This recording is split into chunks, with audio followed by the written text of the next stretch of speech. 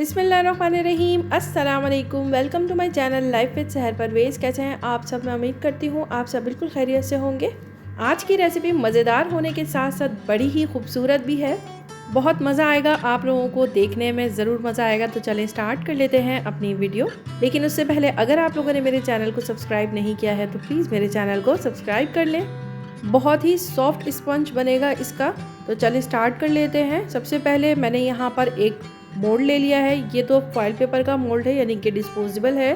क्योंकि मुझे केक बड़ा बनाना था तो इसलिए मैंने ये ले लिया है। तो इसको मैं ग्रीस कर लूँगी ऑयल से। ऑयल से ग्रीस अच्छे तरीके से हम करेंगे। बेकिंग करने के कुछ स्टेप्स होते हैं, उनको फॉलो करेंगे तो बड़े आसानी से आप बेकिंग कर सकते हैं। जब आप केक बनाने के लिए खड़े हों तो सबसे पहले अपने ओवन को ऑन कर लें, यानी कि प्री हीट करने के लिए उसको रख दें। और फिर दूसरा स्टेप आपका ये होगा कि जिस भी मोल्ड में आप बना रहे हैं उसको ग्रीस करके उस पर बटर पेपर लगाकर और फिर उसके ऊपर दोबारा से ऑयल से ग्रीस करके उसको एक साइड पर रख लें। फिर उसके बाद आपका आता है बेकिंग का तीसरा स्टेप, कि जो भी आपके ड्राई इंग्रेडिएंट्स हैं उसको सिर्फ करके एक साइड पर रख लें। जैसे मैंने यहाँ पर ले लिया है मैदा 150 ग्राम या फिर 1 कप।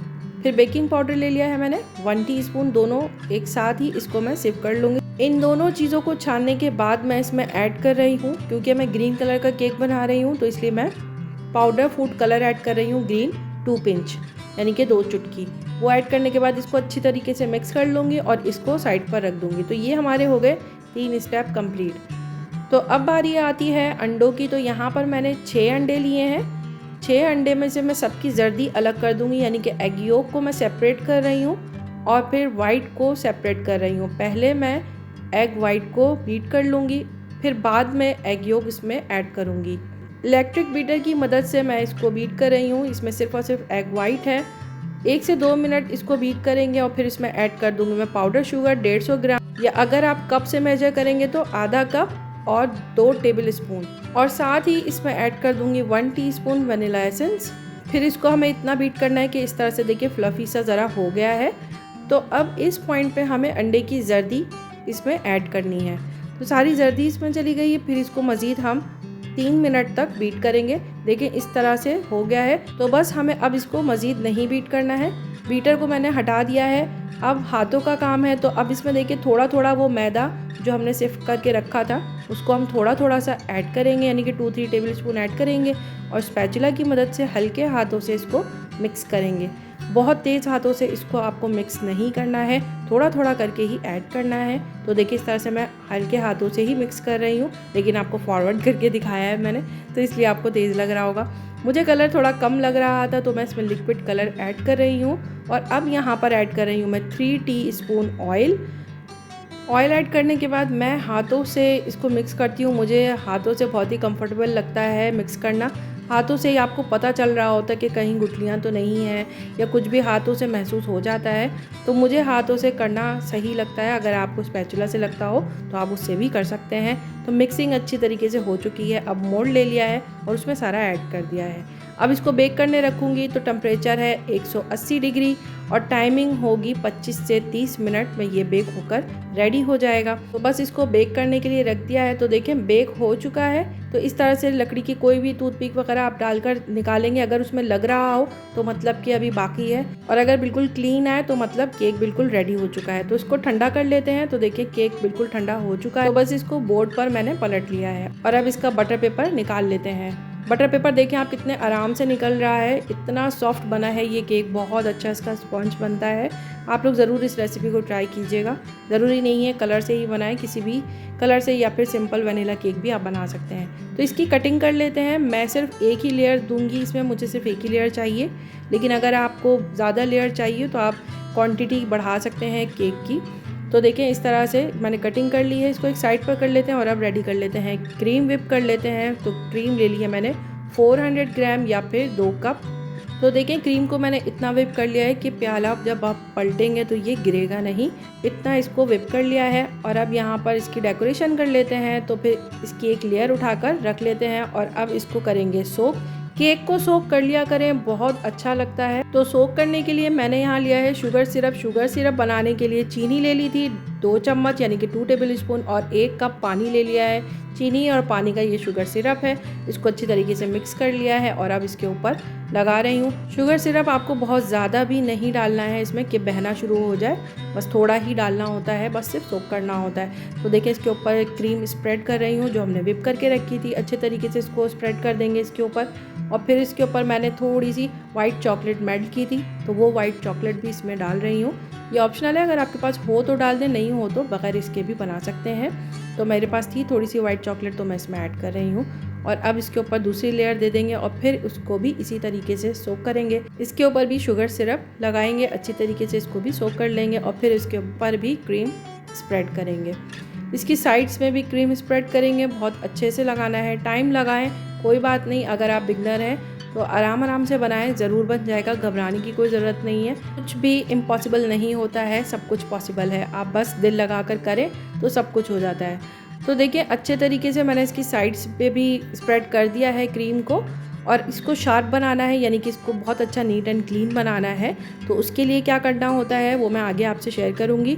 1 स्पून ले लेंगे, यानी कि जो केक बनाने का होता है, इसको इस तरीके से देखिए आप लेंगे ना तो बिल्कुल शार्प इसके एजेस हो जाएंगे। इस तरीके से ही आपको लेना है। तो देखिए कितना क्लीन हो गया है। और इसको अब मैं ठंडा करने के लिए फ्रिज में रख रही हूँ। तो तब तक चलते हैं फॉन्डेंट की तरफ। तो मैंने यहाँ पर वाइट फॉन्डेंट लिया है और ग्रीन फॉन्डेंट लिया है, क्योंकि मैं फ्लैग बना रही हूँ। फॉन्डेंट बेलते वक्त चिपके ना सरफेस पे, तो उसके लिए हम यहाँ पर लेते हैं कॉर्नफ्लोर। कॉर्नफ्लोर का इस्तेमाल करते हैं ज़रा सा। फॉन्डेंट आपको जितनी ज़रूरत हो उतना ही निकालें और वापस उसको इसी तरीके से रैप करके जार में रख दें लिड लगाकर। तो ये इसके लिए बहुत ज़्यादा ज़रूरी होता है। इसको खुला बिल्कुल भी नहीं छोड़ना है, नहीं तो ये हार्ड हो जाएगा। तो देखिए मैंने जितना मुझे चाहिए था मैंने उतना ले लिया है और इसको वापस मैं इसी तरीके से रख रही हूँ। लेकिन मुझे और ज़रूरत पड़ेगी तो मैं और निकाल कर वापस इसको इसी तरीके से रखूँगी, बाहर खुला नहीं छोड़ना है। तो सरफेस पे थोड़ा सा कॉर्नफ्लोर लगा लिया है, पाउडर लगा लिया है, कॉर्नफ्लोर पाउडर, और फिर उसके बाद इसको बेल लिया है, पतला बेला है मैंने बिल्कुल। और अब मैं इसकी कटिंग कर रही हूँ। मैंने पेपर में ही सब कुछ काट के रखा था, यानी कि मुझे जितना चाहिए था उस हिसाब से मैंने कटिंग इसकी करके रख ली थी। तो बस अब मैं इसको रख रही हूँ और कट कर रही हूँ। मून भी मैंने पेपर पे ही कट करके रखा था, मेरे पास कटर नहीं है।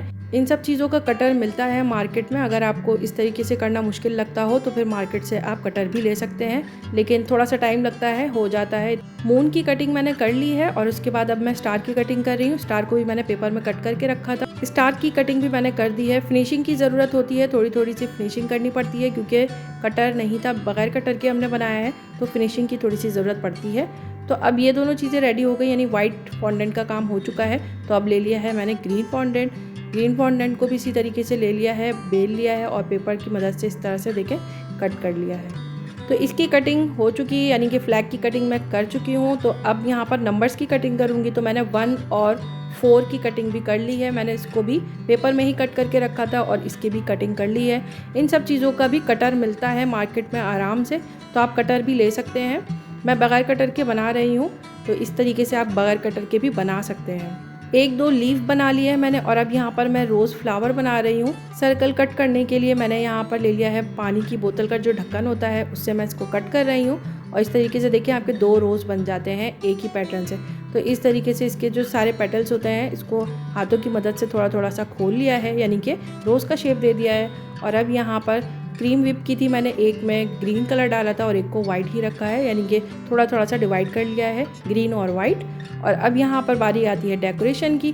तो बस चलते हैं डेकोरेशन की तरफ। तो वाइट पट्टी जो हमने कट करके रखी थी सबसे पहले फॉन्डेंट की, वो पट्टी लगा लेंगे और फिर ग्रीन फ्लैग का जो हमने हिस्सा कट किया था वो उसको इसके ऊपर रख देंगे आराम से। और फिर उसके बाद मून लगा देंगे।